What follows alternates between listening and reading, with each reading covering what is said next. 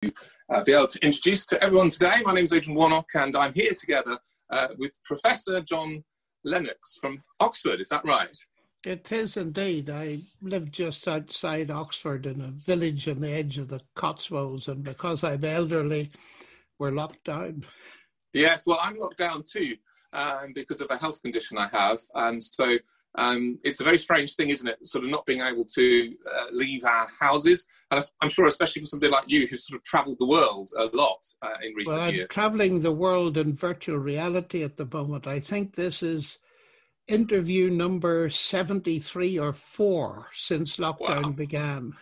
Oh, well, there you go. So I've got a lot of competition before me, but there we are. I promise I won't be the most professional of interviewers, but hopefully I'll be a friendly one. I'm sure I know you've had discussions in the past with people who are perhaps less than friendly in terms of having opposing views to you, but I would imagine that your views and mine broadly align. I'm sure that if we tried hard enough, we could find some areas of disagreement, but essentially, from what I've known of you anyway, it would seem like we're more or less on the same side.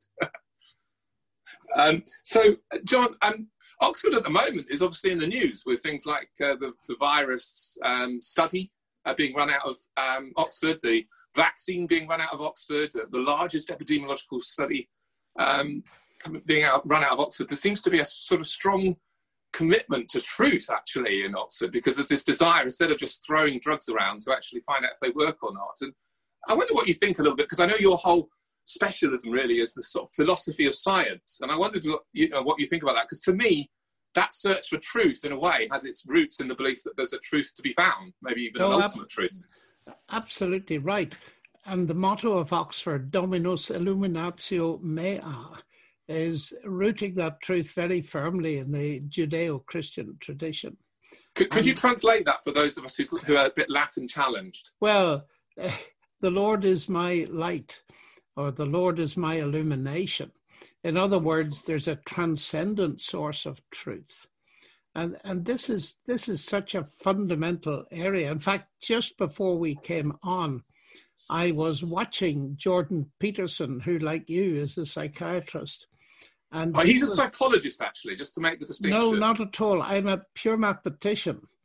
But I've been interested in psychology since childhood, particularly through the works of Paul Tournier and Piaget. I've read quite a bit because I'm interested in the human mind and the human condition in general. But Peterson makes a very powerful point that the very cornerstone of our Western civilization, indeed, is the notion that human beings are made in the image of God and that God spoke creation into existence. And he analyzes this speech phenomenon as indicating not only the importance of communication, but the importance of true communication. And I think you're right. If we look at the rise of modern science in the 16th and 17th centuries with Galileo and Kepler, Newton, and so on, these were people who did believe that objective truth was to be found. It was accessible and it was guaranteed by God, even though we had to search for it. And that seems to me to be the foundation for science, which means that in practical terms, I'm not remotely ashamed to be both a scientist in that sense and a Christian, because I think the two things are very intimately entwined. And in fact, you mentioned epidemiology. I am at Green Templeton College, and Green College in the old days, before it became Green Templeton, was and still is the heart of epidemiology, with Sir Richard Doll and Sir Richard Peto and some very distinguished people doing these large trials. And it's great to see that Oxford is at the forefront of this. Yeah, I mean, quite literally, Oxford could sort of save the day, as well, as it were, for the whole planet, which is quite encouraging. I mean, we'll see, but obviously there's the vaccine trial. But equally, just things like proving that this malaria drug, which everyone was going so excited about, actually doesn't work, but also proving that a good old-fashioned steroid drug does work for COVID. Yeah, and those kind of things matter. Remarkable. That's quite. It really matters. It's truth, doesn't it? Truth matters. Truth matters amazingly, and you know, when I talk to people of a more postmodern viewpoint, truth matters to them as well. A friend of mine once said that postmodern people only think that truth is relative in areas that are of no real importance. But anything of real importance, truth matters. There's no such thing as a postmodern bank manager. Yes, quite. Where just, the numbers on the bank account can be whatever you want them to be, can't they? Yeah, exactly. If I want £1 million, I can have £1 million. Yes, exactly. And I try to point that out because it's very interesting. The very heart of that relativistic view is to state there's no such thing as absolute truth, but that statement is regarded as an absolute truth. So exception is made for the speaker's view. And of course, that's totally inconsistent. So you're dead right. We start thinking, all of us, in fact, believe in the importance of truth. I believed that you were coming on at exactly 10 o'clock this morning. And so, I was here slightly early, in fact. Yes, you were.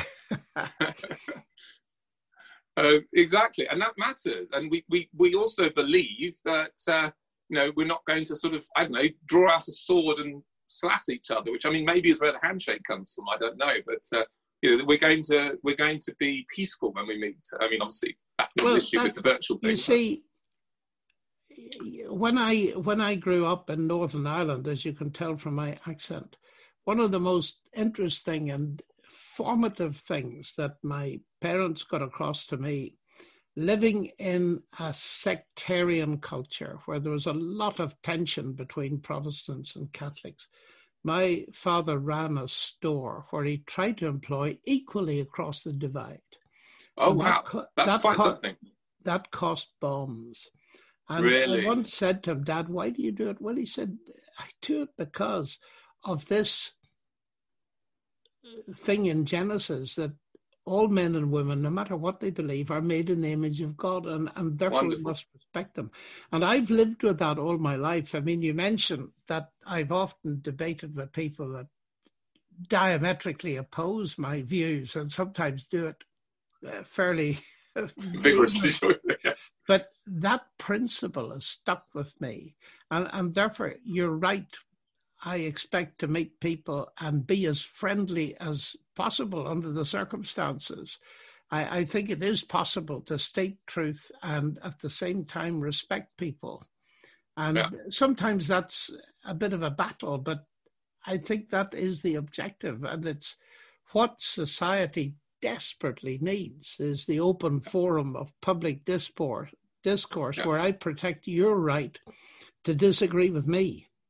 No, I think that's absolutely right. And I can't remember the famous quote that sort of says, I profoundly disagree with you, but I would die to allow you the right to say what you believe. And I've misquoted it, I'm sure.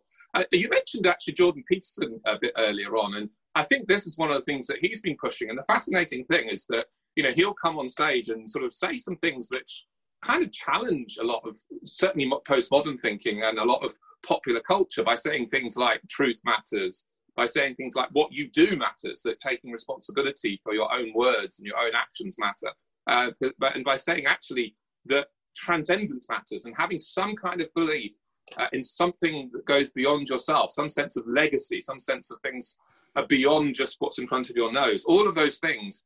And he even talks about God and says that he thinks everybody should live as though they believe in God. And I guess his argument is if you don't believe in truth, if you don't believe in God, if you don't believe in something transcendent, why are we not just all savages? Well, exactly.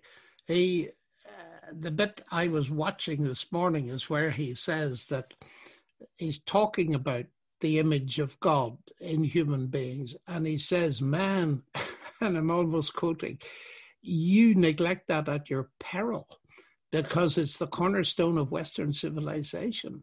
And I think he's dead right. And the wonderful thing about his presentations is that he's coming at it in such a way that he's opening up some ancient literature, the Bible, but he's doing it in such a way that resonates with contemporary people because he's showing that it makes sense when you start to unpeel the onion and get beneath the surface. And that I find enormously refreshing. Of course, he's extremely bright. Yes. He has got a massive intelligence, but also with that, and I think this is something you share, the ability to communicate complicated matters in a simple way. And that's certainly what I've always tried to do too. I think, people watching this, they're not necessarily professors, they're not necessarily huge IQs, and so they need to have these complicated arguments explained for them in ways that they can understand. And I've always thought that, when you listen to some people, they're not able to do that. And that's more their fault than the fault of the listener. I think if someone can't understand what you're saying, you should do a better job of explaining it. But that's another philosophical point I've got. That's pure C.S. Lewis, Is it really? I know I've read quite a bit of C.S. Lewis, so maybe that seeped in somewhere from that. Oh, well, C.S. Lewis, whom I used to listen to, which dates me, in Cambridge in 1962. Yeah, I was not even he's famous for saying that if a person cannot explain what they believe in words that the average person can understand, either A, they don't believe it, or B, they don't understand it. And he's got this lovely expression, which I remind myself of frequently, and it's this: I will be understood. In other words, that desire to be understood, and that has motivated me deeply. And that's why I'm always looking for analogies and story. I had a brilliant mentor, by the way, who was a professor of classics, who sadly died at the age of 93 or 4 last year, Professor David Gooding. But he taught me a huge amount about understanding and explicating literature in ways, particularly biblical literature, in ways that people could access and resonate with. So I try to practice that as best I can. And you've got an extensive sort of back catalogue, both of books and of interviews and of debates that you've done. And I thought at this point I might put you on the spot a little bit for people who've never sort of come across your work, and it is possible that some people out there haven't, because I think apologetics, which I guess is that first of all a label you like, the word apologetics? Is that would you resonate with that? No, you don't. Oh, that's interesting. So we'll talk about that in a second. I've got a reason for not liking that term. Yeah. Okay. Well, I'll tell you what. Let's start there. Why don't you like that term then? Well, because apologetics is not an English word. That's the first thing. It is a straight transliteration, not translation, of a Greek word apologia. And that word, if translated, would simply mean defense. And the difficulty is that once you use the word apologetics, particularly in a Christian context, and a secular person hearing it for the first time may think, A, that you're apologizing for something, which you're not. But secondly, many Christians think it's a subdivision of Philosophy 101. This is for intellectuals. This is dealing with all kinds of complex arguments and so on. Now, it isn't either of those things necessarily. Apologia means defense, and where it occurs in the New Testament, it's mostly in connection with Paul being put on trial and having to defend his stance as a Christian. And mainly he does that by talking about his encounter on the Damascus Road. So his main defense is his living experience of God. And why I don't like the word is people come along to me and say, oh, you're clever. You're into apologetics. I could never do that. And I say, just half a minute. We're all called actually to give a defense. And your main defense is your experience. We can all share experience. No one can take that away from you. So that it's getting started on the wrong foot, I think. And I think it was Peter May, a doctor whom you may know, who I know of him, very involved in the UCCF and so on. And he said a better word would be persuasive evangelism. In other words, you're putting forward argument. But I do believe very firmly in the intellectual defense of Christianity. And that's something that's been important to me since teenage. It started very early. Yeah, me too. I remember studying up all those arguments for and against the resurrection of Jesus in order That's that I right. could do a debate type of format in my school, just as a, I don't know, 17-year-old or something.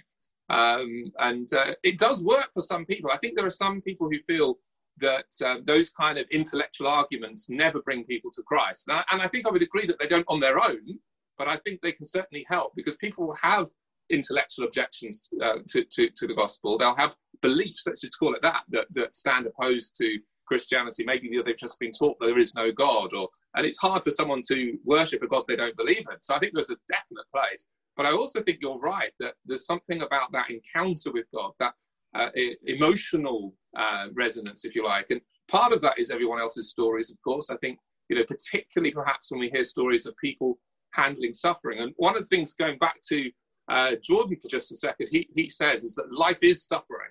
And you might not know that. And many people don't know that. They go through life and don't experience it. But all you've got to do is wait. The older you get, the more likely it is that something awful is going to happen to you. And for many people, I guess this recent coronavirus has been, one of the most dramatic and awful things that's happened to them. But guess what? There's plenty more coming. And somehow any philosophy, any theology, any religion, any faith, any worldview, any mindset, if you like, whatever we want to call it, has to deal with that suffering. So I wonder, for you personally, I guess at your age, you must have gone through a journey of life and a journey of faith. And I wonder, perhaps it's not a question people ask you that often because of all this sort of intellectual side, but could you just talk a little bit about your own faith and your own encounter with God and your own journey with God? I guess that's something you could talk about forever, but can I just give you a few minutes to outline, if you like, your emotional case for your faith? Well, I first saw Christianity in my parents, and it was real for them. It made a moral difference. And I can well remember my father apologizing to us as children. And that had a deep effect on us, because it showed us that he believed in a standard that was outside himself. And that made it much easier for us to believe that. So it was very living in that way. And I cannot remember a time when I didn't believe in God. I would have defended the Christian faith from the word go, but I knew from what I'd been taught that you're not born a Christian, you have to become a Christian. But when I actually transited from one to the other, is very difficult to remember. So the important steps for me were really when I got to Cambridge in 62 and found my faith in Christ under attack. Now, a lot of that attack was intellectual attack, but the practice, I got involved very early on in attempting, because I couldn't see how you could be a Christian without spreading it. And therefore, I was engaged from the word go with other people. And of course, as you got to know them, you got to know a lot about suffering by observing it. And it seems to me there are two issues, and they've raised their heads with coronavirus. There's the person who's actually suffering from COVID-19, and there are the rest of us who watch it. And we've got to give answers in both directions. The people who watch often have more intellectual questions than people who are suffering, whose questions are deeply emotional. So if you ask me how I can get alongside people like that, well, speaking personally, I have been in a position where, due to a heart condition, I had to say goodbye to my wife because they thought I was at the edge of a massive heart attack. My right coronary was blocked, and they realized it far too late. They thought it was just medically treatable angina. So I went through that experience. Now, it was a very rapid experience, but one of the very interesting things about it looking back was the calm and the peace that I had at the time. And I really believe that, let me put it this way, it sounds a bit crude, that God does his stuff in the situation, not in advance of it, but in it. And when I said goodbye to my wife, I had a great sense of peace. I'll see you again. It'll be temporary because the medics all expected me to die. And when they'd finished operating, the surgeon said, well, I don't know what to say to you because you should be dead. And he explained why. So I'd been through that. But most of my experience of suffering has been, in that sense, by proxy, getting to know people and having to face these questions. It's interesting. I've done a lot of lecturing around the world in major universities. And the number one topic by far is, where is God in the suffering arena, either with coronavirus or with 9/11, or being in New Zealand a few days after the earthquake and having to talk to people that have lost relatives. So it's one of the oldest questions in the world, isn't it? Sorry? It's one of the oldest questions in the world. It's the oldest question in the world, but it's also the hardest question that, you said it correctly, any worldview has to face. And a worldview that doesn't grapple with this problem is not worthy of consideration, actually. So it's the big question, but it's the most important question. And one of the books I've read on this subject, one of the few books I've read on this subject, and it took me a long time to get through it, but that was more my fault than the books, was by Tim Keller. And he has a book called Walking with God Through Pain and Suffering. And he starts by actually doing an overview of all the different philosophies that he could sort of find and their handling on suffering. And his conclusion, actually, which is quite interesting, is that the modern, if you like, culture, the post-Christian culture, the post-modern Western culture, is the single worst culture that's ever existed about dealing with this issue, because it essentially has no answer. Because if we are just random, outcomes of random evolution, why should it matter that you and I suffer? Why should it be any more important that you are lying in that hospital bed potentially about to die of a heart attack than the bird that unfortunately got eaten by a cat in my garden just recently? What's the difference morally? Well, there isn't any. There isn't any. And it interests me greatly that Richard Dawkins, whom, as you know, I've grappled with several times, really lets the cat out of the bag where he says that this universe is just as you'd expect it to be. If at bottom there's no good, no evil, no justice, DNA just is, and we dance to its music. Now, the interesting thing there is that his taking his atheism to its logical conclusion actually removes the concept of good and evil. And it brings us back to the way you put it a moment ago. Why should we care? That's just brute fact. That's just how it is. And I once put it to him, and I said, this is really grim. And he said, yes, it's grim, but that doesn't mean it's false. Yes, I said, that's absolutely right, but it doesn't mean it's true either. And if you're going to have to go to the extent of denying the existence of good and evil, then stop, please, talking about the problem of evil and stop complaining, because I've often put it to people that the problem with atheism here starts right at the beginning in approaching suffering. It doesn't do anything at all about the suffering. It's still there. And also it could make it 10,000 times worse, because atheism removes all hope. Yes, by definition, all ultimate hope, that is. Yeah, I mean, you might have hope in the short term, the doctors will help you, but, of course. But yes, you're right. You would not have been able to say to your wife, I'll see you again, if you didn't have a hope in the resurrection. Yes. And that's the critical thing, isn't it? And it's a funny thing, in an effort to get rid of the difficult question, if you like, of, how can there be a good God who's also equally powerful? I mean, that's the way it's expressed, isn't it? Who appears to do nothing. I mean, I've certainly prayed to God, why do you hide yourself in the middle of suffering? I mean, that struggle is essential to the human condition. And you try and erase that struggle by an atheist view of life. Well, there is no God, so we don't have to worry about his view of it. But as you say, all it really does is gets rid of the hope. It does indeed. And therefore, in that context, I think it's very important to point to the evidence that there is hope. And as you say, the two sides of Easter, the death of Christ and the fact that if he is who he claimed to be, then this tells us something about God's attitude to suffering, that he didn't remain distant from it, but became himself part of it. And then the other side is the resurrection, that there is hope beyond death because Jesus has risen from the dead. And Paul's metaphor is absolutely brilliant. He's the first fruits of a great harvest.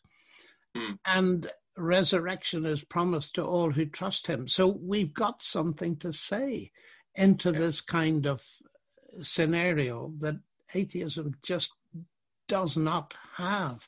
And therefore, I think it's very important to put that forward, as I tried to do in my little book on coronavirus recently. Yes, no, that's wonderful. And I don't have a copy of that book to show, but when I do post this, I'll put a link also to a recent interview you did where you talked about the whole of that. One of the things you mentioned in that interview, which I suppose you've just touched on just now as well, is this idea of Jesus entering into our suffering. And you took the example specifically of Lazarus when he died, and Mary and Martha. And I thought, what a wonderful example to take, because to me, I've often thought that's some of the most precious verses in the whole Bible. In fact, maybe the most precious verse in the whole Bible is also the shortest one, where it says Jesus wept. And I like to think of Jesus, looking at suffering and not just what was in front of him, but all the way down through human history. And in that moment, entering in to our suffering, and also then entering into our suffering himself just a few weeks later on the cross. I mean, could you maybe talk a bit more about that and how that's a comfort to you at difficult times? Well, I think that helps answer your earlier questions and observations, in that story is a microcosm of what happens daily around the world. And certainly COVID-19 has drawn itself to our attention because of its scale. But we need to remember every tragedy is an individual tragedy for a nuclear family. And that story in John, where you've got two sisters, Martha and Mary, and their brother, it raises all the questions. And just looking at it briefly, Lazarus, their brother, was ill. Jesus was miles away, but was a friend of the family. So they sent a message, and it simply said, Lord, the one you love is ill. And of course, they expected him to come, but he didn't come. And that raises the question. He was at a distance, he didn't come. And they, sisters, watched this man slowly get worse and then die. So what were they to make of Jesus and his claims? Why was he so distant? And that's exactly what people are saying today.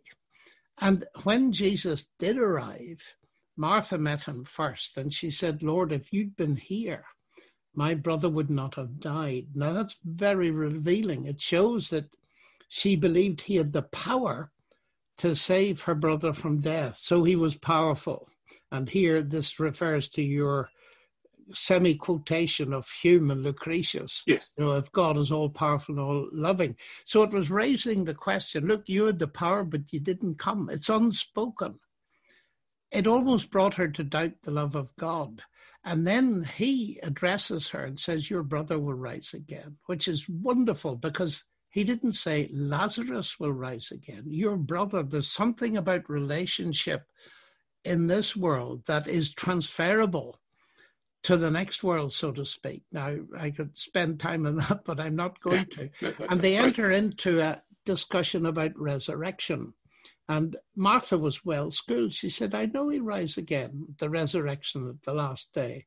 And Jesus looks at her and he says, I am the resurrection and the life, which is a startling discussion. He that believes in me, even though he die, yet shall he live. So he's associating himself with being the resurrection in the sense that it's his voice is going to activate it. Now, he's shortly to demonstrate that, but it hadn't happened yet. And at that point, Martha remembers her sister, and Mary arrives, and she says identical words. Lord, if you'd been here, my brother wouldn't have died. So here are two sisters saying exactly the same thing, but it's coming from a totally different temperament. Because when Mary has said that, she starts to weep. And then Jesus doesn't then start talking to her about the resurrection, but he weeps. And that shows me the sensitivity of Jesus, of God, to our human situation. Martha needed intellectual answers. She got them. Mary needed to hear and see someone weeping. In other words, who emotionally empathized. And of course, it raises deep questions. Were those crocodile tears? And your answer, it seems to me, is correct. No, they were not, because Jesus was soon to die for all of them in order that the relationship with God and the resurrection could actually be real. So that little story seems to me to raise many of the issues that suffering, evil in whatever form, COVID-19, earthquakes, cancers, raise. Yeah, and of course those ones that are very definitely caused by human beings as well. I mean, going back to moral evil, yes. Yeah, I mean, going back to what we were saying about the idea that God is dead, the idea that there is no God. Many people would argue that it was not an accident that the century that came after those statements, the 20th century, was perhaps the most deadly and most evil century that mankind ever produced in terms of totalitarian regimes that were all atheist and that killed so many people, and that did act as though the strong should survive and the weak should be evolved out of existence. Well, that was believed by both the Nazis and the Russians and the Chinese. And, I think that pandemics and earthquakes act as a wake-up call.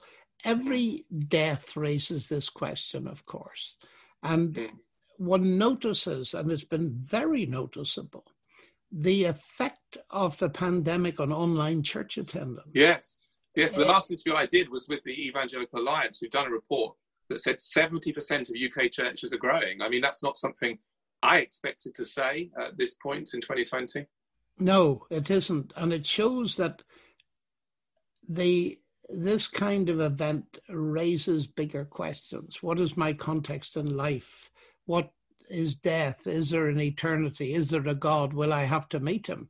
And it's quite clear from the online church attendance. 1 in 4 of UK and 1 in 3 of young people, apparently, just yes, that's remarkable, statistic I read this morning, yeah, shows that God has set eternity in people's hearts, as a famous philosopher once said.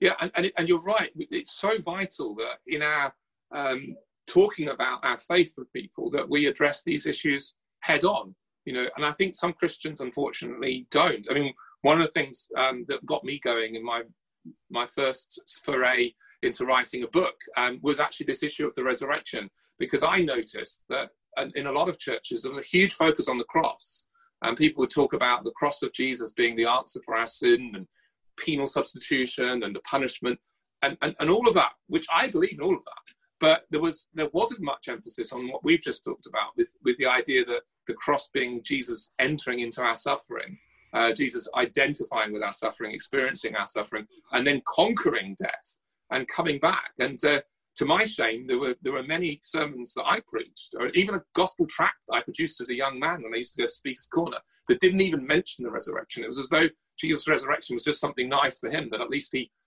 did, he got to survive saving us. But actually, to me now, I came to the realization that perhaps the resurrection is even more important than the cross in our proclamation. It's fascinating when you look at the book of Acts, because actually it's the resurrection they talk about. Everyone there knew that Jesus had died. Everyone there knew about suffering. I guess suffering was much more real to them day to day than it is to us. But this idea that there is a chance of defeating death, that's the answer, isn't it?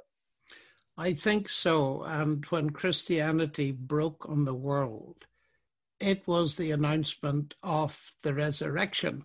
And I think it's C.S. Lewis who said, if the resurrection hadn't happened, no one would ever have heard of Jesus. And I think that's absolutely right. And in the 21st century, where we are dominated, I fear, both in the academy and in the media, by naturalism, by a denial of the supernatural, we need to concentrate on this. And we need to give evidence and reason for it. I was very interested in the survey done a few years ago by Michael Burke, I think it was, for the BBC, asking people why they left the church. And the major reason by far was they don't answer our questions. Wow. And I think that we need to be very careful within the Christian context of church.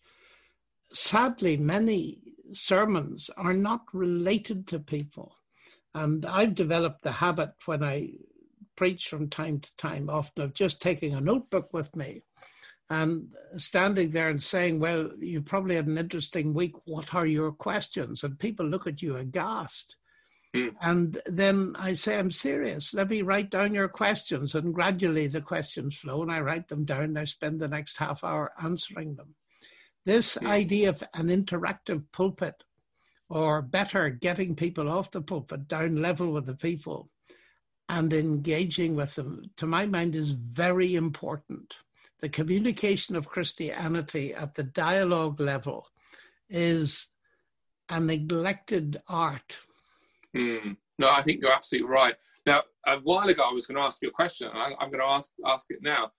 So of all of your resources, whether that's, well, let's say a video and a book, let's say somebody who's not a Christian at the moment, and, maybe they're facing a challenge, a suffering that's made them sort of sit up and take interest and think, hang on, my atheism isn't really answering this. So which one book and one video would you recommend people watch of yours?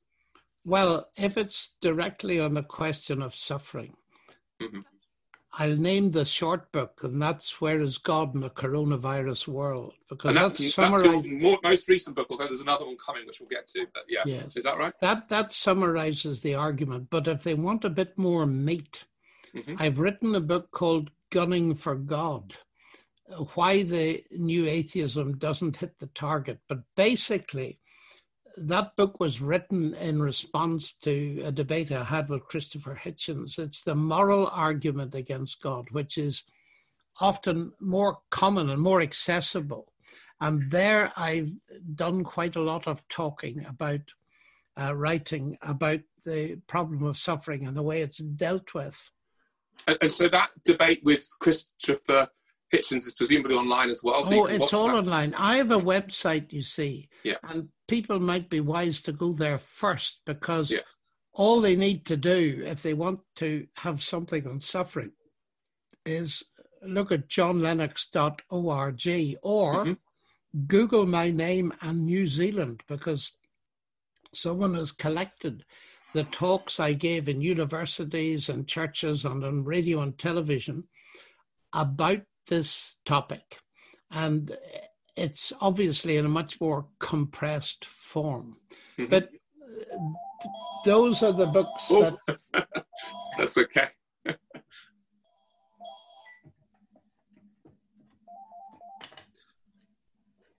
Sorry. Apologies for that. That's no problem. I've unplugged it. I thought I had.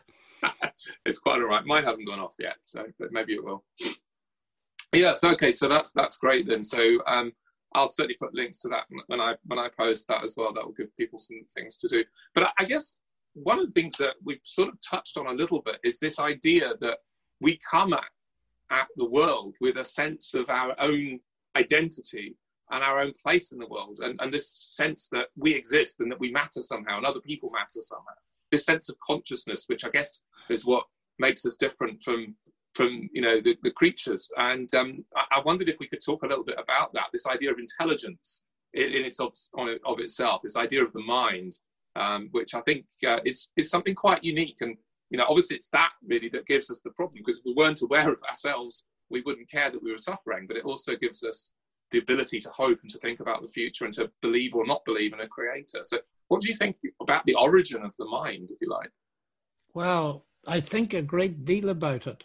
I don't understand a great deal about it, because no one knows what consciousness is. But clearly it's absolutely fundamental. And the great problems that face the rational mind at the moment, the scientific mind, are firstly the origin of life itself, which is still an intractable question. But even harder than that is the origin of consciousness. And if we look at worldviews, take the two polar opposite worldviews, that is the atheistic worldview and the theistic worldview and the Christian worldview. They are polar opposites in the following sense, that the atheistic worldview starts with mass energy, or these days, more popularly, it starts with nothing and derives something. And then in a bottom-up kind of argument, a reductionist argument that is, because everything's determined by physics and chemistry, it eventually produces consciousness and mind. Whereas the Christian worldview starts with consciousness and mind. In the beginning was the Word, and the Word was with God, and the Word was God. And interestingly, in that profound statement with which John begins his gospel, mass and energy, the universe, is derivative. And it says that explicitly. All things came to be through him. That's a more literal translation of the Greek language there. It's talking about existence. And the Word, which is God, never came to be. The Word already was in the beginning. But we and the universe, we came to be as a result of the Word. So it's a conscious mind, whatever that means, the mind of God, that speaks the world into existence and defines the parameters of human existence. Now, for me, that is really important, and it's very encouraging to hear Jordan Peterson affirm that in the way he does. Yes, because, I mean, there really is two choices, isn't there? One is that, I suppose, in a way, our consciousness is almost an illusion, really. It's just the product of our neurons firing in a certain way. And the other, I would argue, is the sense that perhaps that's one of the main ways in which we exist in the image of God, that our very consciousness. And if you remind me of a debate I had with Michael Shermer, the editor of Skeptic magazine. Oh, yes. Which, by the way, there's a clip from it in a film that I have made, but that's another story. A documentary will come out in the autumn. What's that called, so we can look out for it? Oh, it's called Against the Tide. And it's been made with a very well-known Hollywood actor, Kevin Sorbo, who was Hercules and Andromeda and all this kind of stuff. And he comes to Oxford and interviews me about the science and God. And then we go to Israel and we talk about the historicity of Christianity. Well, that sounds wonderful. It's been a most interesting process, very difficult, but I found it fascinating. But in it, there's a clip from Shermer who says that consciousness is just the firing of 1 billion neurons or something like that. And that kind of reductionism, John Polkinghorne, who taught me quantum theory at Cambridge, pointed out long ago that reductionism actually is suicidal. It defeats itself, because if it's true, we'd never know it. It's nothing but is the telltale indicator of a reductionist explanation. And Polkinghorne just ends that none of us believe that. It simply cannot be true. I mean, just as one example that struck me from my professional background as a psychiatrist, one of the things that I was often asked to do would be to take a short walk from the hospital I was working at down to the court. And I would be asked to interview people who were at that point presenting usually with relatively minor offences. And the question I was asked to ask was, were they mentally unwell or not? And if they were mentally unwell, should we divert them from the justice system and move them across into the health system? And it's really fascinating that right at the very core of our kind of sense of justice, there is this notion that if I have an illness, if there's something wrong with my brain, and an extreme example would be if someone blew away the frontal lobe, and so I had no sort of sense of self-control. Or if I have schizophrenia and I hear voices that are telling me to do things, I, and whatever I is, am no longer responsible for my actions, and I should be seen as a victim in a sense, and a patient, and be treated and taken care of. And yes, maybe I might still be at risk to other people, so I might need to be detained. But it's very different from the notion of actually holding someone to account and, being a judge and saying, no, you mustn't do that. You've just done something that means you should go to prison. So it's kind of very fascinating that right at the core of our society's sense of justice is this notion that there is this mind that is somehow responsible and accountable. And I guess that's one of the things Jordan Peterson also talks about, actually. Oh, he does. He does indeed. And again, coming from his perspective, that's hugely important.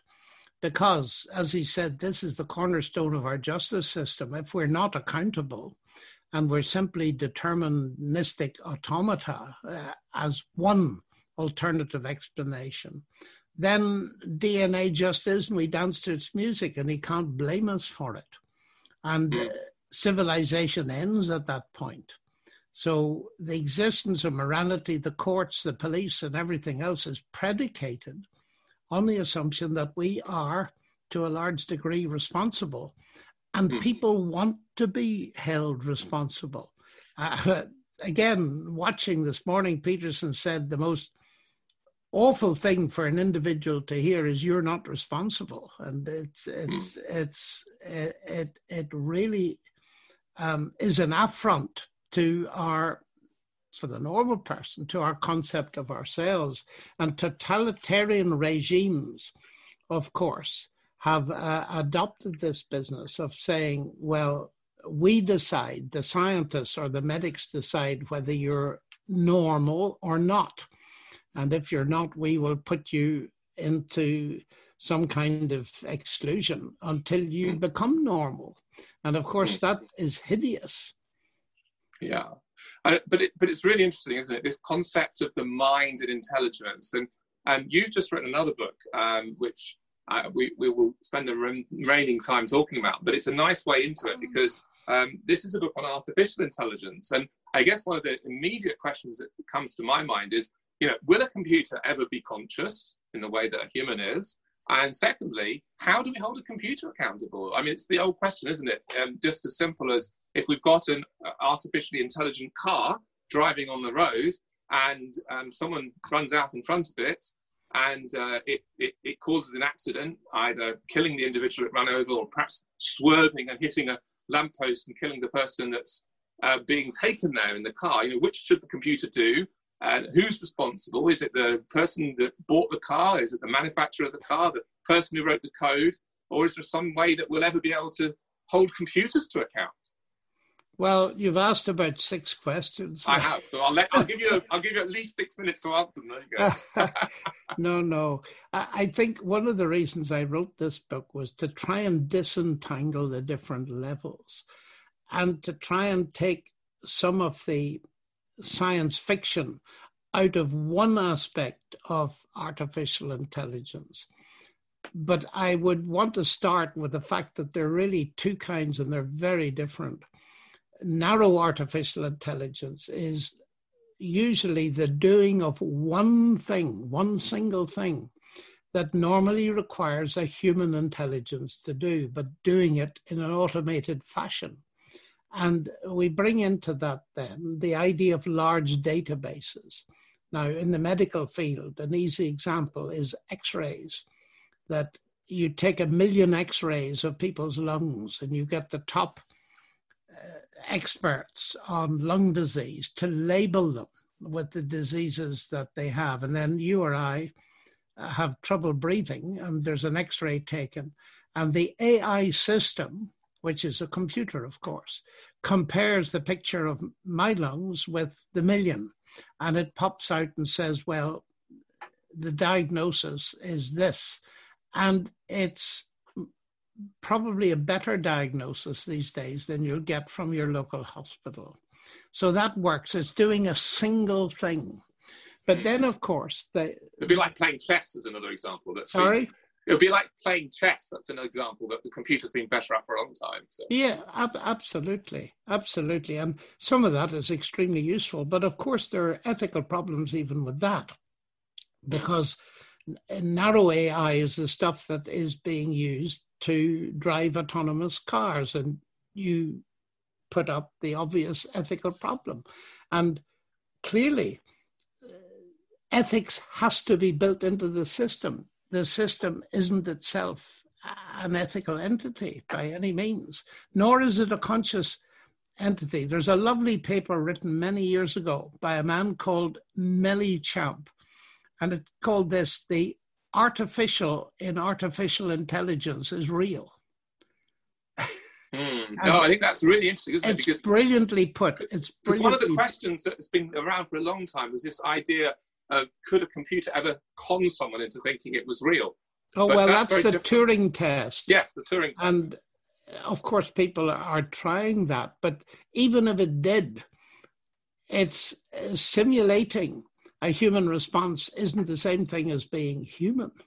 Yeah. But what you were referring to earlier, artificial general intelligence, that's the attempt to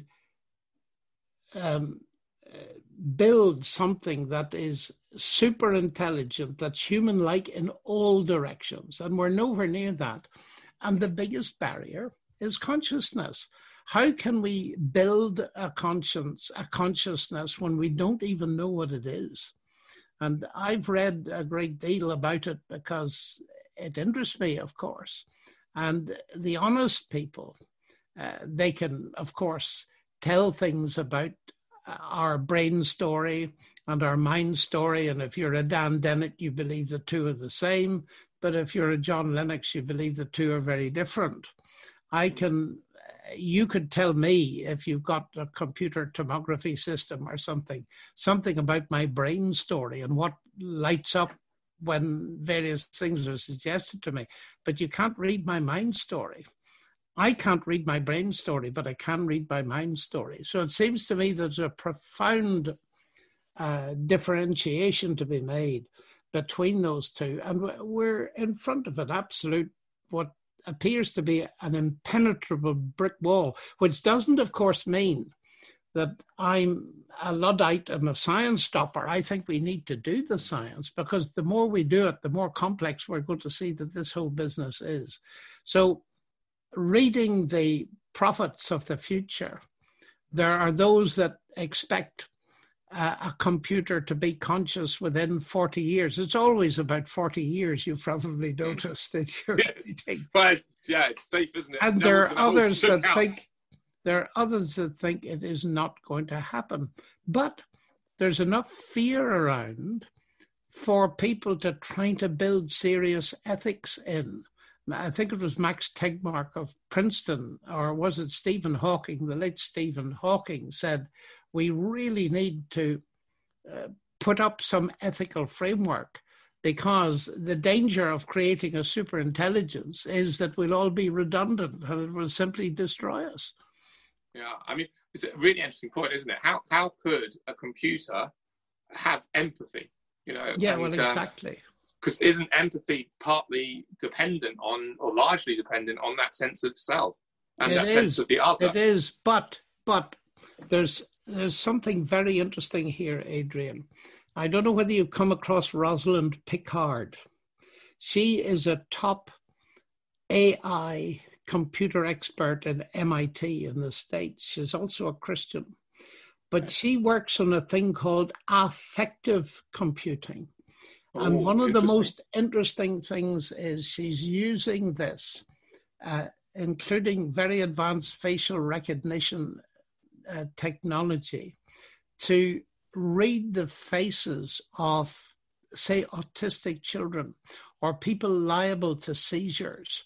And you need to read it for yourself. But she's gone a long way in this direction of producing something that is able to respond to emotional signals, and actually has now been patented and is being used to help people avoid crises in terms of seizures and so on. So there is something there that is being done and being successfully done.